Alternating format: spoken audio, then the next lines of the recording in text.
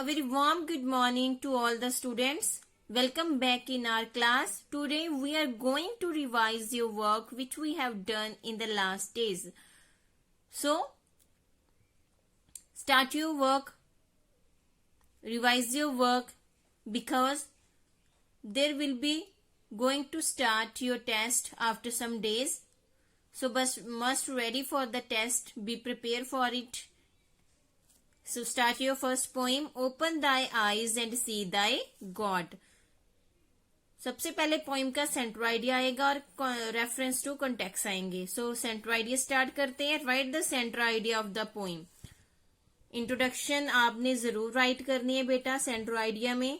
The poem open thy eyes and see thy God is written by Rabindranath Tagore. किसने लिखी है ये पोइम? रविंद्रनाथ टैगोर ने. In this poem, the poet says that worship of idols is useless. Poet क्या कहता है कि पूजा करनी, वर्शिप क्या है? पूजा करनी मूर्तियों की यूजलेस है. Centre idea.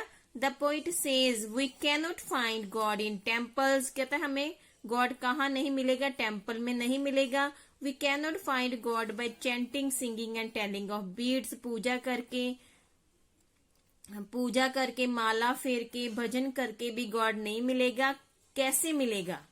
कहाँ रहता है God? He lives among poor people और वर्कर. कहाँ रहता है? गरीब पीपल में रहता है, काम करने वाले मजदूरों में रहता है. अगर आपने गॉड को प्राप्त करना है तो आपको भी उनके साथ जाके काम करना चाहिए, मेहनत करनी चाहिए.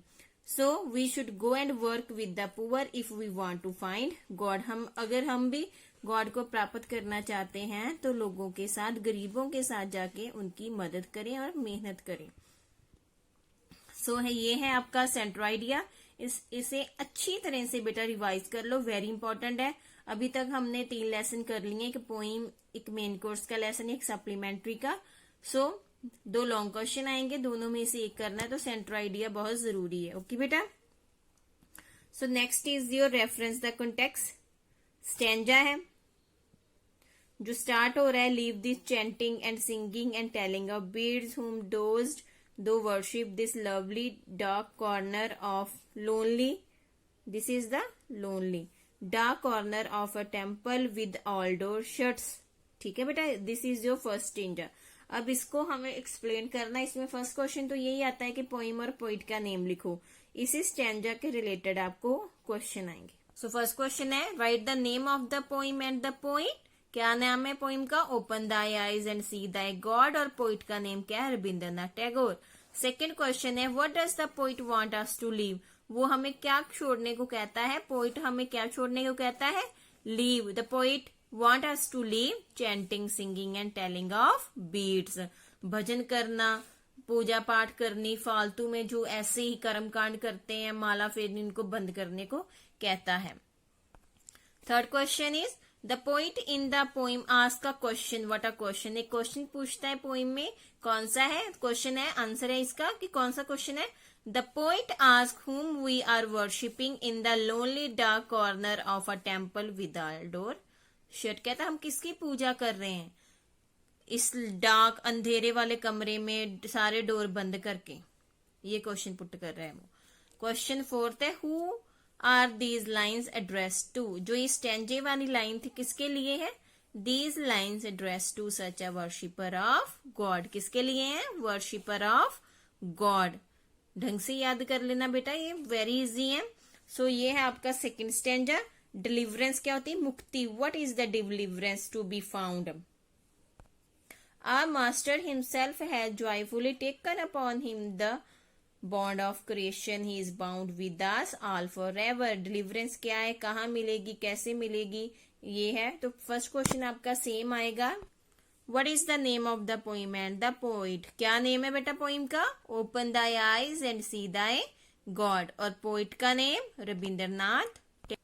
सेकेंड क्वेश्चन है what is meant by deliverance? Deliverance का क्या मीनिंग है बेटा? Deliverance means freedom from death and birth. Freedom from birth and death.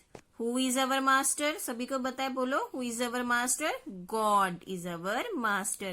What bonds our master has taken upon himself? कौन सा बॉन्ड लिया, बंधन स्वीकार किया उसने? He has taken upon himself the bond of the creation. कि उसने हमारी रचना की है, इसलिए वो हमसे बंधे हुए हैं। He is the how is he या वर्ड किसके लिए यूज किया, एच कैपिटल है, गॉड के लिए। Bound with us for ever, क्यों बंधा हुआ है, क्योंकि गॉड ने हमें बनाया है, इसलिए वो हमारे साथ बंधा हुआ है। हम गॉड की क्रिएशन है, we all are God's creation, so God is bound with us for ever. Okay बेटा, जल्दी से इसको रिवाइज कर लो बेटा, अच्छे मार्क्स लाने हैं टेस्ट में। ठीक है बेटा, रिवीजन स्टार्ट करो अपनी। नेक्स्ट हम अब मेन कोर्स का लेसन करेंगे। सो कौन सा है सेकेंड लेसन आपका, grooming of a boy. So start करते हैं। वर्ड मीनिंग आपने मेरे साथ बोलना है बेटा। Scoundrel, अनप्रिंसिपल्ड person. डेडिकेटेड, समर्पित होना, कमिटेड। लिक, हराना, लिक मीन्स डिफीट। इटर्नल, जो कभी नहीं खत्म होता, lasting, for ever. Howl, to cry loudly, चिल्लाना, जोर से रोना। करेज क्या होता है, हौसला, करेज, ब्रेवरी। सबलाइम, सर्वोत्तम, of the best kind. Okay, revise करो इनको। चलो स्टार्ट करते हैं हम अब क्वेश्चन आंसर।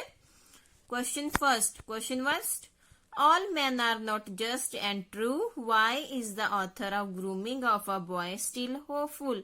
कहता है कि सभी मैन एक जैसे नहीं होते, सच्चे नहीं होते, ऑथर क्यों होपफुल है इस लेसन में।